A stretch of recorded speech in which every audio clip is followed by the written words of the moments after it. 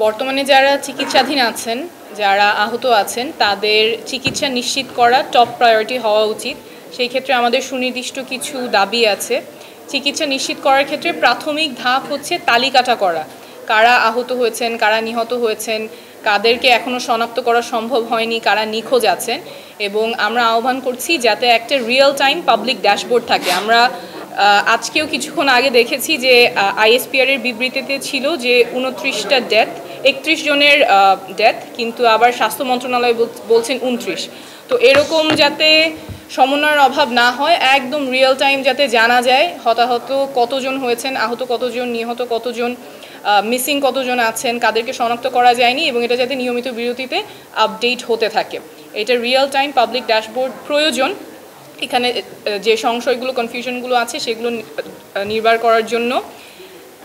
এরপরে তালিকা যখন হয়ে গেছে, আমরা জানি যে কতজন আহত আছে, কতজন এর সাহায্য প্রয়োজন, চিকিৎসা প্রয়োজন, ওনাদের যথাযথ চিকিৎসা নিশ্চিত করা টপ প্রায়োরিটি।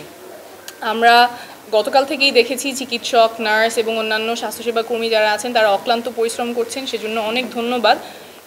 এই চিকিৎসা যাতে যথাযথভাবে চলতে পারে সেজন্য যা যা প্রয়োজন, জনবল প্রয়োজন হোক, সরঞ্জাম প্রয়োজন হোক, সেগুলো যাতে হাসপাতালগুলোতে সরবরাহ করা হয়, সেটার জন্য আমাদের সরকারের প্রতি আহ্বান থাকবে। আমরা ইতিমধ্যে শুনেছি যে কারো কারো যদি বিদেশে যাওয়ার প্রয়োজন হয়, সেটাও যাতে খুব দ্রুততার সাথে পাঠানো সম্ভব হয়, সেই পদ্ধতিটা করা প্রয়োজন। আরেকটা জিনিস অনেক সময় সামনে আসে না, এটা তো একটা খুবই বড় দুর্ঘটনা। ছোট ছোট ছেলেমেয়েরা ক্লাসরুমে ছিল, তাদের ওপরে এই দুর্ঘটনাটা হয়েছে, এবং যারা ভুক্তভোগী বিশাল একটা ট্রমার মধ্যে দিয়ে গিয়েছেন। তো যারা ভুক্তভোগী আছেন তাদের মেন্টাল হেলথ কাউন্সেলিং করা প্রয়োজন, এবং এইটা যাতে সবার জন্য নিশ্চিত হয় সেটা আমাদের আহ্বান থাকবে। এই ছোট ছোট বাচ্চারা যারা মানে সারাটা জীবন তো পড়ে আছে, ওদের পুনর্বাসন নিয়েও একটা পূর্ণাঙ্গ পরিকল্পনা থাকা প্রয়োজন। ওরা যাতে পড়ালেখা করতে পারে, পরে কাজকর্ম, জীবিকা, সোশ্যাল ইন্টিগ্রেশন, এই পুরো পুনর্বাসন, একটা দীর্ঘমেয়াদী পুনর্বাসন প্রয়োজন হবে অনেকের ক্ষেত্রেই। যথাযথ চিকিৎসা, পুনর্বাসন, এই পুরো প্রক্রিয়াটা নিশ্চিত করার জন্য উচ্চ ক্ষমতা সম্পন্ন একটা বিশেষ টিম ফর্ম করার জন্য আমাদের আহ্বান থাকবে, যেখানে বিভিন্ন মন্ত্রণালয় যাদের কোঅর্ডিনেশন করা প্রয়োজন চিকিৎসা এবং পুনর্বাসন নিশ্চিত করতে, একটা দায়িত্বশীল উচ্চ ক্ষমতা সম্পন্ন বিশেষ টিম তৈরি করার আহ্বান থাকবে, যাতে চিকিৎসা পুনর্বাসন কোনো আমলাতান্ত্রিক জটিলতায় আটকে না যায়, দীর্ঘসূত্রিতার মধ্যে যাতে না পড়ে, খুব দ্রুত যাতে ডিসিশন নেওয়া যায়, কোনো কারণে যাতে চিকিৎসা আটকে না থাকে।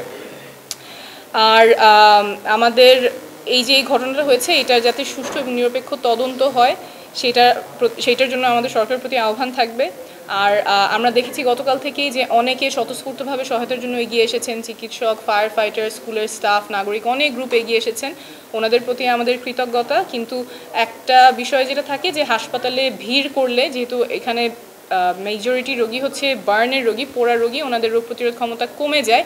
যদি ভিড় থাকে তাহলে ইনফেকশনের সম্ভাবনা বেড়ে যায় এবং ইনফেকশন থেকে মৃত্যু ঝুঁকি বাড়ে। তাই হাসপাতালে অযথা ভিড় না করার আহ্বান থাকবে।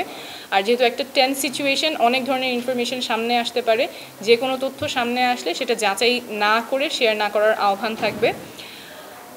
স্বল্প মেয়াদের কথা তো চিকিৎসার পুনর্বাসন থাকলেও, কিন্তু আমাদের আরেকটা জিনিসের প্রতি আমাদের মনোযোগ থাকা প্রয়োজন। এরকম যখন এমার্জেন্সি হয়, এমার্জেন্সি হলে আমাদের জরুরি চিকিৎসা ব্যবস্থা কিভাবে ফাংশন করবে সেটার একটা রোড ম্যাপ নাই। গতকালকেও আমরা শুনেছি অনেকের কাছ থেকে, যখন উদ্ধার হচ্ছে সেখানে হাই লেভেলের একটা মেডিকেল টিম ছিল না। অনেকে কিভাবে যাবে হাসপাতালে, রিক্সায় যাবে না সিএনজিতে যাবে, হাসপাতালে পৌঁছাতে দেরি হচ্ছে, হাসপাতালে পৌঁছানোর আগে যেই চিকিৎসাগুলো দেওয়ার সম্ভব সেগুলো দেওয়ার উপায় ছিল না।